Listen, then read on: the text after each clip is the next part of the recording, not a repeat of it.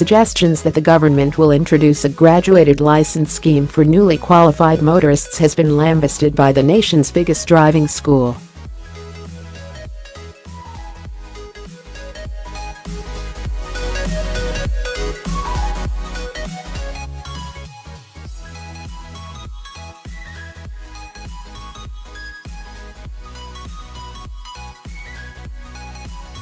However, Red Driving School CEO Ian McIntosh blasted the proposal, saying young drivers face enough financial limitations preventing them from getting behind the wheel, and the UK already has virtually the safest roads in the world.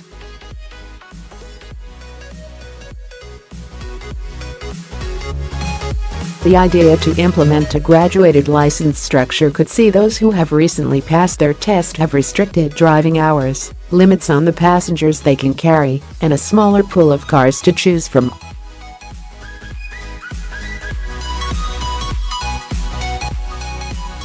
They could also have to be supervised for the first 2 years on the road, be banned from using motorways, not allowed to give their friends lifts, and have to take further tests to prove they're safe enough to drive alone.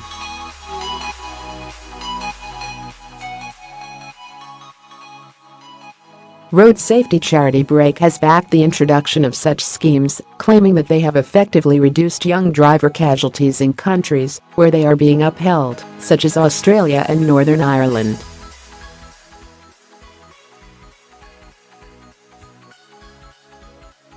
Following the inauguration of graduated licenses in New Zealand, car crash injuries fell by 23% for 15 to 19-year-olds and 12% for motorists between the ages of 20 and 24 years, figures presented by the charity showed.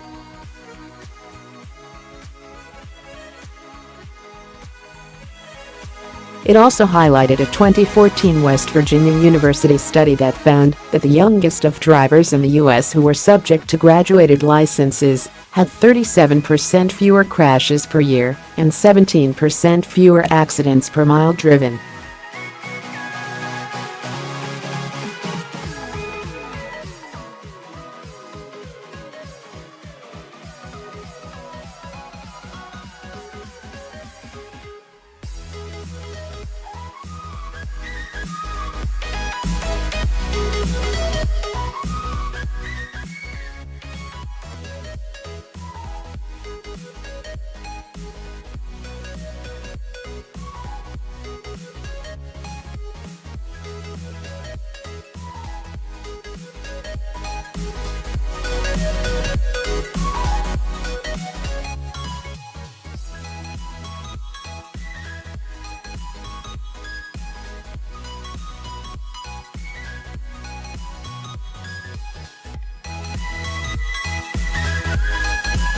The chief executive of the nation's biggest driving school, which has over 1,500 instructors and trains over 100,000 new learners each year, added that young drivers face more financial barriers and higher insurance premiums than any other age group, all of which are already preventing them from being able to get on the road.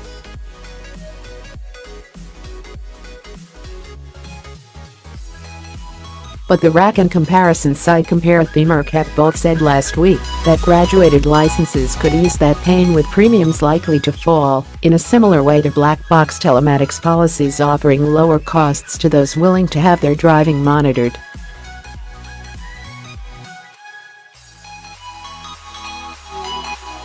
McIntosh also questioned the effectiveness of graduated schemes when the country's roads are already very safe.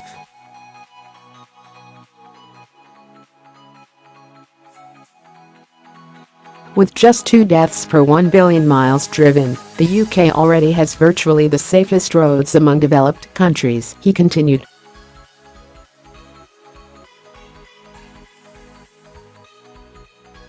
This figure is at least 4 times higher in countries such as Australia or New Zealand, where graduated licenses have been in place for several decades.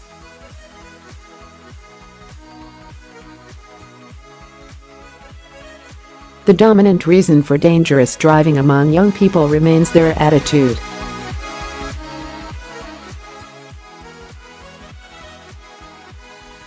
Tackling this problem can't simply be achieved through restricting their independence on the road.